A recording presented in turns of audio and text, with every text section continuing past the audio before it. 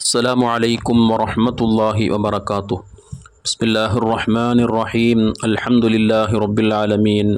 اللهم صل وسلم وبارك على رسولك وحبيبك سيدنا محمد وعلى آله وأصحاب سيدنا ومولانا മുഹമ്മദ്. ഭൗതികമായ ലോകത്തെ ജീവിതം അതൊരിക്കലും നമുക്ക് ശാശ്വതമല്ല.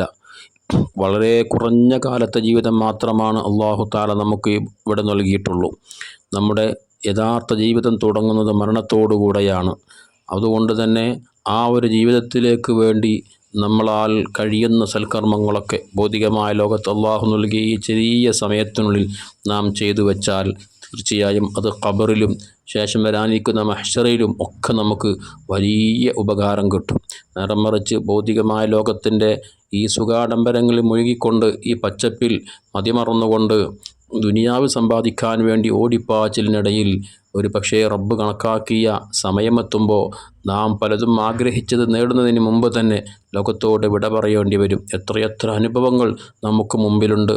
വലിയ മണിമാളികകളുണ്ടാക്കി ലക്ഷങ്ങളുടെ കോടികളുടെ വില വരുന്ന വലിയ വീടുകളുണ്ടാക്കി അതിൻ്റെ വീട്ടുകൂടലിന് വേണ്ടി എല്ലാവരെയും ക്ഷണിച്ച് അയൽവാസികളെയും കൂട്ടുകാരെയും സുഹൃത്തുക്കളെയും ഒക്കെ വിളിച്ച് ഡേറ്റൊക്കെ ഫിക്സ് ചെയ്ത് ആ വീട്ടുകൂടലിന് വേണ്ടി ഒരുങ്ങി തയ്യാറാകുന്നതിനിടയിൽ ദിവസങ്ങൾക്ക് മുമ്പ് അതല്ലെങ്കിൽ മണിക്കൂറുകൾക്ക് മുമ്പ് ലോകത്തോട് വിട പറഞ്ഞ് ഒരു സെക്കൻഡ് പോലും ഒരു ദിവസം പോലും താൻ അധ്വാനിച്ചുണ്ടാക്കി വീട്ടിൽ കിടന്നുറങ്ങാൻ കഴിയാതെ ലോകത്തോട് വിട പറഞ്ഞു പോയ എത്രയെത്ര ആളുകൾ നമുക്ക് മുമ്പിലുണ്ട്.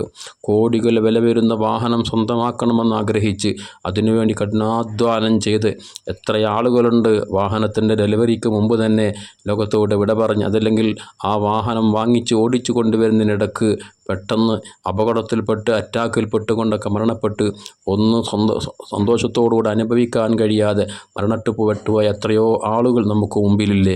ഇതെല്ലാം നമുക്ക് വലിയൊരു പാഠമല്ലേ. എന്ത് ഈ ഭൗതികമായ ലോകം ഒരിക്കലും ശാശ്വതമല്ല. എപ്പോഴും ഏത് സമയത്തും ഈ ലോകത്തോട് വിട പറഞ്ഞു പോകാം. അതുകൊണ്ട് തന്നെ നമ്മുടെ ഈ ലോകത്തെ ജീവിതം അതൊരിക്കലും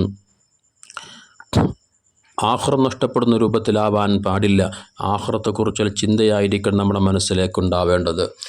അങ്ങനെയായിരുന്നു ഹബീബ് സല്ലല്ലാഹു അലൈഹി വസല്ലമ തങ്ങളുടെ ജീവിതമെന്ന് നമുക്ക് കാണാൻ കഴിയും. ഇമാം തുർമിദി റളിയല്ലാഹു തആല അൻഹു അബ്ദുല്ലാഹി ബിൻ മസ്ഊദ് റളിയല്ലാഹു അൻഹുവിനെ തൊട്ട് നിവേദനം ചെയ്യുന്ന ഹദീസിൽ കാണാം, മുത്ത് ഹബീബ് സല്ലല്ലാഹു അലൈഹി വസല്ലമ തങ്ങൾ അവിടുത്തെ ഓല കൊണ്ട് മുടഞ്ഞുണ്ടാക്കിയ ഒരു വിരിപ്പിലൊരു പായയിൽ കിടന്നുറങ്ങുന്നു.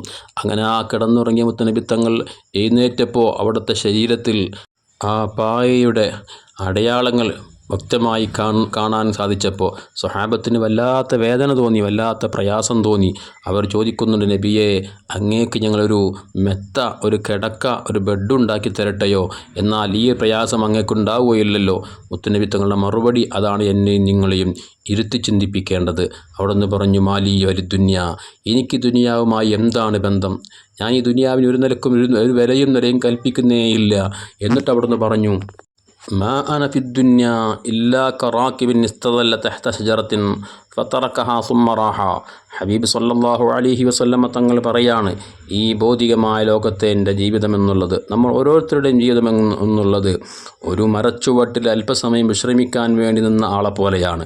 അങ്ങനെ അദ്ദേഹത്തിൻ്റെ ക്ഷീണം മാറിയപ്പോൾ അദ്ദേഹം വീണ്ടും യാത്ര തുടർന്നു. ആ മരമട ഒഴിവാക്കിയിട്ട് അദ്ദേഹം യാത്ര തുടർന്നു. ഇതുപോലെ നമ്മൾ ഈ ഭൗതികമായ ലോകത്ത് വളരെ കുറഞ്ഞ സമയം ഒരു അല്പസമയം വിശ്രമിക്കാൻ വേണ്ടി വന്നവനെ പോലെ മാത്രമാണ്. എന്നല്ലാതെ എല്ലാ സമയത്തും കാലാകാലം ഇവിടെ തന്നെ നിൽക്കുക എന്നുള്ളതല്ലല്ലോ നമുക്ക് അല്ലാഹു തആല കണക്കാക്കിയിട്ടുള്ളത്. അതുകൊണ്ട് തന്നെ ഭൗതികമായ ലോകത്തേക്കാൾ കൂടുതൽ നാം പ്രാമുഖ്യം നൽകേണ്ടത്, കൂടുതൽ നാം ഗൗരവത്തോടെ കാണേണ്ടത് പാരത്രികമായ ലോകത്തെ വിജയത്തിന് വേണ്ടിയാണ്. അതിനുവേണ്ടിയുള്ള പരിശ്രമങ്ങളാണ് നമ്മുടെ ഭാഗത്തു നിന്നുണ്ടാവേണ്ടത്. ആ ഒരു ബോധവും ചിന്തയും നമ്മളിൽ ഉണ്ടാവണം.